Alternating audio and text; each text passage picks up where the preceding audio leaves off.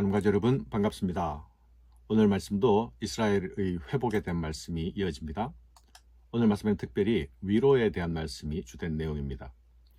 이스라엘을 흩으신 여호와께서 그들을 다시 모으실 것이고 그들의 목자가 되어서 인도하실 것이라 말씀합니다. 여호와 하나님은 흩으시기도 하시고 또한 모으시기도 하는 하나님이 아니십니까? 여호와는 탄식하는 목소리에 응답하시는 하나님이시며 또한 그들을 위로하시는 하나님이십니다. 오늘 본문의 말씀은 여호와의 말씀을 들으라 라는 명령과 함께 전파하라는 말씀으로 시작됩니다. 듣고 전파하라는 것이죠. 그 명령을 듣는 대상이 이스라엘이 아니라 이방 나라입니다. 여호와의 말씀을 듣고 전하는 것은 예언자적 역할이죠. 그런데 여기서 이방인이 예언자적 역할을 수행하고 있는 것으로 나타나고 있습니다. 이방들이여, 너희는 여호와의 말씀을 듣고 먼 섬에 전파하여 이르기를 이스라엘을 흩으신 자가 그를 모으시고 목자가 그 양떼에게 행함같이 그를 지키시리로다. 이방이 듣고 전파해야 할 내용이 무엇이라고 말씀합니까? 여호와께서 흩으신 자들을 모을 것이다 라는 것이죠. 이는 포로로 끌려간 자들을 돌아오게 하실 것이다 라는 말씀이 아닙니까? 목자가 양떼를 지키는 것처럼 여호와께서 이스라엘을 지키신다 말씀하십니다. 여호와께서 야곱을 구원하실 때에 그들이 시온에서 찬송하며 크게 기뻐하게 될 것이다 라고 말씀하십니다. 그 심령이 물된 동산 같겠고 다시는 근심이 없을 것이라 하십니다. 물이 마르지 않는 동산은 쇠약해지지 않을 것입니다. 언제나 풍성하고 부족함이 없을 것입니다. 춤을 추고 기뻐하는 즐거움이 다시 찾아옵니다. 슬픔을 돌려서 기쁨으로 만들어 주실 것이기 때문입니다. 내가 그들을 위로하여 근심으로부터 기쁨을 얻게 할 것이라 말씀하십니다. 내 복으로 내 백성을 만족해 하실 것이라 말씀합니다. 사랑하는 여러분, 자기 백성을 막대기로 징계하시던 그 이스라엘의 목자 되신 하나님이 이제 목자의 지팡이로 그들을 인도해 주십니다. 구원해 주십니다. 돌아오게 하실 것입니다. 그들은 목자의 인도를 따라 다시 약속의 땅으로 들어갈 것입니다. 땅과 하늘이 회복될 것입니다. 모든 깨어진 관계와 모든 상한 관계들이 회복될 것입니다. 근심은 변하여 기쁨으로 되고 가난과 결핍은 흡족과 만족감으로 바뀌게 될 것입니다. 이스라엘의 멸망을 보면서 하나님을 조롱하던 이방인들은 자기 양떼를 돌보시며 끝까지 돌보시는 하나님의 일하심을 보고 놀라게 될 것입니다. 그때에는 슬픔과 애곡이 멈추고 위로와 소망이 있을 것입니다. 여호와께서 이와 같이 말씀하시니라. 라마에서 슬퍼하며 통곡하는 소리가 들리니 라헬이 그 자식 때문에 애곡하는 것이라. 그가 자식이 없어져서 위로받기를 거절하는도다. 여호와께서 이와 같이 말씀하시니라. 내 울음소리와 내 눈물을 멈추어라. 내 일의 삭슬 받을 것인즉 그들이 그의 대적의 땅에서 돌아오리라. 여호와의 말씀이라. 하나님은 라헬의 통곡에 응답하십니다. 고향을 잃고 나라를 잃고 자식을 잃어서 마음껏 예배할 수도 없고 참담한 슬픔에 젖어 괴로워하던 이스라엘을 위로할 것은 아무것도 없었습니다. 그러나 하나님께서 하나님이 구원이 되셔서 그 슬픔과 아픔을 위로하실 것입니다. 여호와께서 이와 같이 말씀하시니라. 네 울음소리와 내 눈물을 멈추어라. 너희가 대적의 땅에서 돌아오리라. 일을 해도 삭슬받을 수 없었던 소망 없는 날들은 이제 바뀌어질 것입니다. 일한 만큼 삭슬받는 날이 돌아오게 될 것입니다. 너희 장래에 소망이 있을 것이라. 너희 자녀가 자기들의 지경으로 돌아오리라. 여호와의 말씀이니라. 하나님께서는 라헬의 고통뿐만이 아니라 에브라임의 탄식을 들으셨다 말씀하십니다. 에브라임이 스스로 탄식함을 내가 분명히 들었노니 주께서 나를 징벌하심에 멍에 익숙하지 못한 송아지 같은 내가 징벌을 받았나이다. 주는 나의 하나님 여호와시니 나를 이끌어 돌이키소서. 그리하시면 내가 돌아오겠나이다. 하나님은 분명히 내가 들었다 말씀하십니다.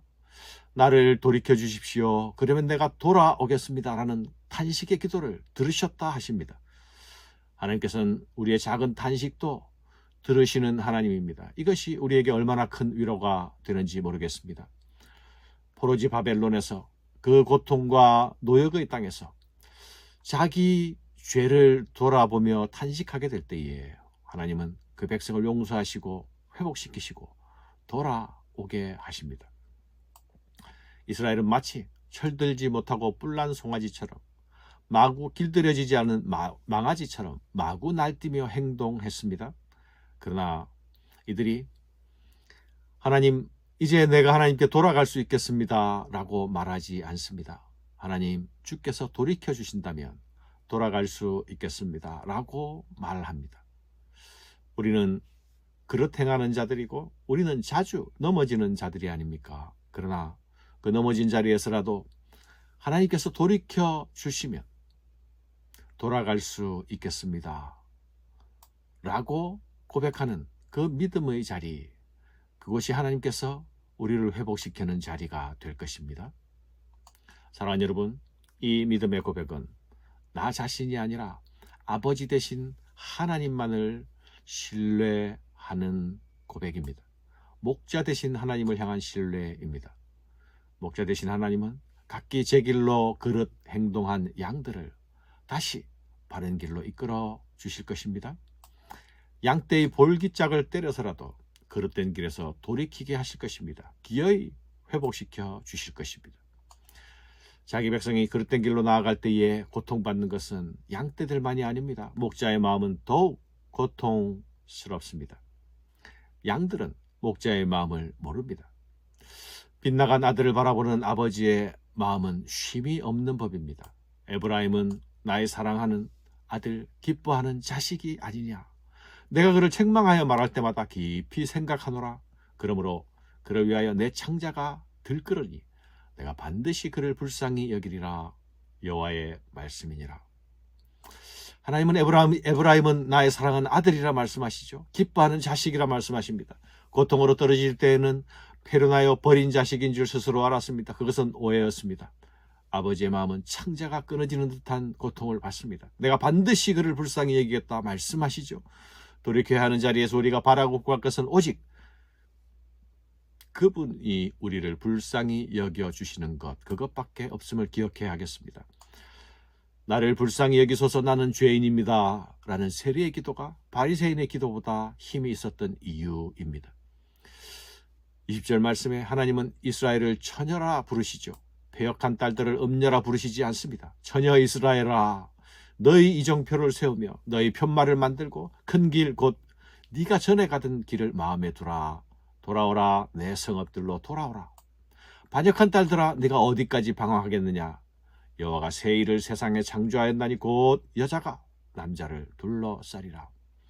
사랑하는 여러분, 여호와께서 새 일을 창조하셨다 말씀하시죠. 그분은 우리를 위하여 새 일을 행하실 것입니다. 그릇된 길에서 돌아서서 다시 이정표를 세우고 돌아오라 말씀하십니다. 돌아오라 말씀하시는 분은 이미 이스라엘의 과거를 잊고 씻으셨습니다. 처녀라 부르지 않습니까? 새 일을 창조하셨다고 말씀하시죠. 하나님은 이스라엘의 불륜의 과거를 잊어버리십니다. 그들이 다시 돌아오기를 기다리시며 두 팔을 벌리고 계십니다. 그들을 따뜻한 포옹으로 맞으실 준비를 하고 계신 것입니다. 집 나간 자식이 돌아와 사랑으로 포옹하기를 기다리는 남자, 바로 여호와 하나님이십니다. 집 나간 여인, 반역한 딸을 기다리는 분도 역시 여호와 하나님이십니다. 하나님께서 새 일을 창조하실 때에 이스라엘을 돌이키실 그날의 풍경은 어떠합니까? 돌아오는 자들을 향해서 두 팔을 벌리고 계신 아버지, 그 아버지의 품을 향하여 달려 들어가는 처녀의 모습, 여인의 모습입니다. 여자가 남자를 둘러싸리라. 우리가 돌아갈 자리, 그곳은 아버지의 품임을 기억해야 하겠습니다. 감사합니다.